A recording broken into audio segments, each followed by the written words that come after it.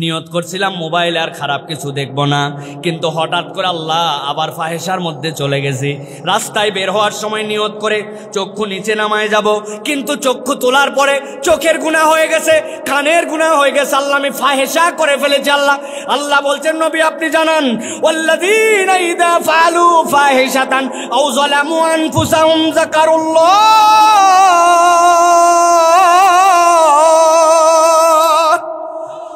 ওই বান্দাগুলার যখনই মনে হয়েছে আল্লাহ আমার গুনাহ হয়ে গেছে, আল্লাহর স্মরণে চলে আসছে, আল্লাহ বলছেন ফাস্তাগফিরু লিযুনুবিহিম, তুমি আল্লাহর কাছে তোমার গুনার জন্য ইস্তেগফার করেছো। ওয়া মান ইয়াগফিরুয যুনুবা ইল্লাল্লাহ, আল্লাহ ছাড়া তোমারে কেউ ক্ষমা করতে পারে না।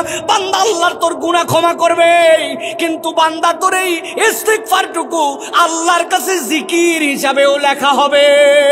সুবহানাল্লাহ।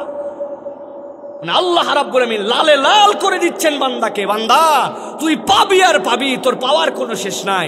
অতএব আমাকে মনে রাখতে হবে আমার ইস্তেগফার কেলে ক্ষমা চাওয়া না, আমার ইস্তেগফার আল্লাহর কাছে জিকির হিসাবে পরিগণিত। সুবহানাল্লাহ।